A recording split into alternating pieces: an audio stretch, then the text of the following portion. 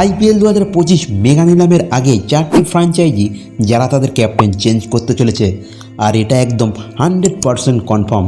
আর বাকি 6টি টিম তারা তাদের পুরনো ক্যাপ্টেনদেরকে নিয়েই 2025 আইপিএল সিজন খেলবে। তো কোন 4টি দল তাদের ক্যাপ্টেন চেঞ্জ করতে চলেছে এটা নিয়েই মূলত আলোচনা হবে। তো ভিডিওটি শেষ পর্যন্ত দেখতে থাকুন, খুবই ইন্টারেস্টিং ভিডিও হতে চলেছে। আর হ্যাঁ, ভিডিওটি ভালো লাগলে অবশ্যই লাইক এবং সাবস্ক্রাইব করতে ভুলবেন না। তো প্রথমেই আমরা আলোচনা করে নেব 4টি টিমের সম্পর্কে যাদের ক্যাপ্টেন চেঞ্জ হতে চলেছে। তো প্রথম টিম হচ্ছে লখনৌ সুপার জায়ান্টস, যাদের ক্যাপ্টেন চেঞ্জ হবেই 2025 আইপিএলে। লখনৌ সুপার জায়ান্টসের ক্যাপ্টেন চেঞ্জ হবে সেটার আন্দাজ আমরা গত বছর থেকেই করতে পেরেছিলাম। আসলে এলএসজি এর মালিক সঞ্জয় গোয়েঙ্কা কেএল রাহুলের পারফরমেন্সে একদমই খুশি নন। তাছাড়া কেএল রাহুলও শোনা যাচ্ছে নিজেও লখনৌ সুপার জায়ান্টসে থাকতে চান না। তাছাড়া লখনৌ সুপার জায়ান্টসের খেলোয়াড় অমিত মিশ্রা একটি পডকাস্টে এসে জানিয়েছেন যে 2025 আইপিএলে লখনৌ সুপার জায়ান্টসের ক্যাপ্টেন চেঞ্জ হবেই। আর যদি কেএল রাহুল আইপিএল অকশানে উঠে আসে সেক্ষেত্রে অনেক টিমই তাকে দলে নেওয়ার জন্য ঝাঁপাবে, সেটা আর বলার অপেক্ষা রাখে না। বিশেষ করে তাকে নেওয়ার জন্য ঝাঁপিয়ে পড়বে আরসিবি দল। কেএল রাহুল গত বছর 14 ম্যাচে 520 রান করেছিল, অ্যাভারেজ ছিল 37.14, স্ট্রাইক রেট ছিল 136.13। এরপর যে টিমটা তাদের ক্যাপ্টেন চেঞ্জ করতে চলেছে সেটা হচ্ছে রয়্যাল চ্যালেঞ্জার্স ব্যাঙ্গালোর। হ্যাঁ বন্ধুরা, আরসিবির ক্যাপ্টেন ফ্যাফ ডু প্লেসিসের বয়স প্রায় 40-এর কাছাকাছি এবং তার আন্ডারে আরসিবি টিম তেমন কিছুই করতে পারেনি, যার ফলে 2025 মেগা নিলামের আগে হয়তো আরসিবি টিম ফ্যাফ ডু প্লেসিসকে রিটেন করবে না এবং নিলামে আরসিবি টিম অবশ্যই একজন ক্যাপ্টেনের সন্ধান করবে। এবং রিপোর্ট অনুযায়ী আরসিবি টিম আগামী নিলামে কেএল রাহুলকে টার্গেট করতে চলেছে বলে জানা যাচ্ছে। ফ্যাফ ডু প্লেসিস গত বছর আইপিএলে অ্যাজ এ ব্যাটসম্যান মোটেও ভালো যায়নি। গত বছর আইপিএলে 15 ম্যাচে 438 রান করেছিল, অ্যাভারেজ ছিল মাত্র 29.20 এবং স্ট্রাইক রেট ছিল 161.62।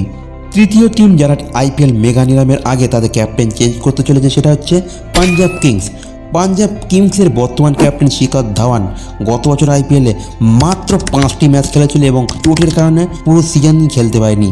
শিখর ধাওয়ানের ক্যাপ্টেন্সিতে 2022 সালে পাঞ্জাব কিংস 6 নম্বর পজিশনে শেষ করেছিল, 2023 সালে 8 নম্বর পজিশনে ছিল এবং 2024-এ 9 নম্বর পজিশনে শেষ করেছিল পাঞ্জাব কিংস।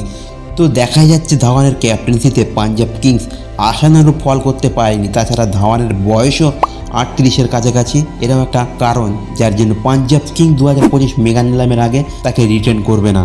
তাছাড়া ধাওয়ান 2022 সালের পর থেকে সেইভাবে ক্রিকেটের সঙ্গে যুক্ত থাকতে দেখা যায়নি, কেবলমাত্র আইপিএল ম্যাচগুলিতেই তাকে দেখা গিয়েছে।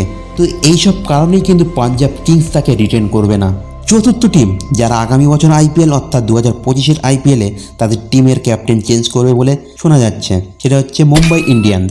মুম্বাই ইন্ডিয়ান্সের বর্তমান ক্যাপ্টেন হার্দিক পান্ডিয়া গত বছর আইপিএলে রোহিত শর্মাকে ক্যাপ্টেন্সি থেকে সরিয়ে দিয়ে হার্দিক পান্ডিয়াকে ক্যাপ্টেন করেছিল মুম্বাই ইন্ডিয়ান্স। কিন্তু হার্দিক পান্ডিয়ার আন্ডারে সূর্যকুমার যাদব, জাসপ্রীত বুমরা সহ অনেকেই খেলতে রাজি নন বলে শোনা যাচ্ছে।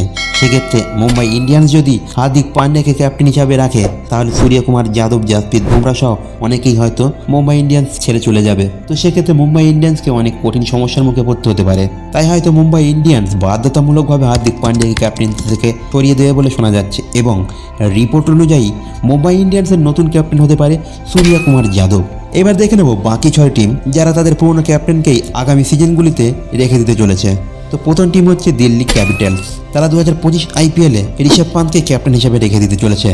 তবে দিল্লিকে নিয়ে একটা গুজব ছড়িয়েছিল যে তারা ঋষভ পান্তকে রিটেন করবে না এবং ঋষভ পান্ত চেন্নাইয়ের হয়ে খেলতে চাইছে। তো আপনাদের বলে রাখি এটা একটা সম্পূর্ণ ফেক নিউজ ছিল। দিল্লি ক্যাপিটালসের থেকে অফিসিয়ালি জানানো হয়েছে যে ঋষভ পান্ত দিল্লিতেই থাকছে এবং তিনি 2025 আইপিএলে দিল্লি ক্যাপিটালসের হয়েই ক্যাপ্টেন্সি করবে। দ্বিতীয় টিম হচ্ছে রাজস্থান রয়্যালস। রাজস্থান রয়্যালসের ক্যাপ্টেন সঞ্জু স্যামসং এবং আগামী বছর অর্থাৎ 2025 আইপিএলে সঞ্জু স্যামসংকেই ক্যাপ্টেন হিসেবে রেখে দেবে রাজস্থান রয়্যালস। তৃতীয় team Chennai Super Kings. Chennai Super কিংসের ক্যাপ্টেন ঋতুরাজ গাইকোয়াড। তো ঋতুরাজ গাইকোয়াডকেও কিন্তু আগামী সিজনে চেন্নাইয়ের হয়ে ক্যাপ্টেন্সি করতে দেখা যাবে। চতুর্থ team Gujarat Titan. Gujarat Titan কিন্তু শুভমান গিলকেই আগামী বছর ক্যাপ্টেন হিসেবে রেখে দিতে চলেছে। তো পঞ্চম টিম হচ্ছে কলকাতা নাইট রাইডার্স। তো কলকাতা নাইট রাইডার্স সম্ভবত শ্রেয়াস আইয়ারকেই ক্যাপ্টেন হিসেবে রেখে দেবে এবং শ্রেয়াস আইয়ারকেই রিটার্ন করতে চলেছে 2025 মেগা নিলামের আগে। ষষ্ঠ টিম হচ্ছে সানরাইজার্স হায়দ্রাবাদ। তো সানরাইজার্স হায়দ্রাবাদের ক্যাপ্টেন প্যাট কামিন্স কিন্তু গত বছর সানরাইজার্স হায়দ্রাবাদকে ফাইনাল পর্যন্ত নিয়ে গিয়েছিল একটুর জন্য ট্রফিটা হাতছাড়া হয়েছিল এবং 2025 আইপিএলেও সানরাইজার্স হায়দ্রাবাদের হয়ে প্যাট কামিন্সকে ক্যাপ্টেন্সি করতে দেখা যাবে।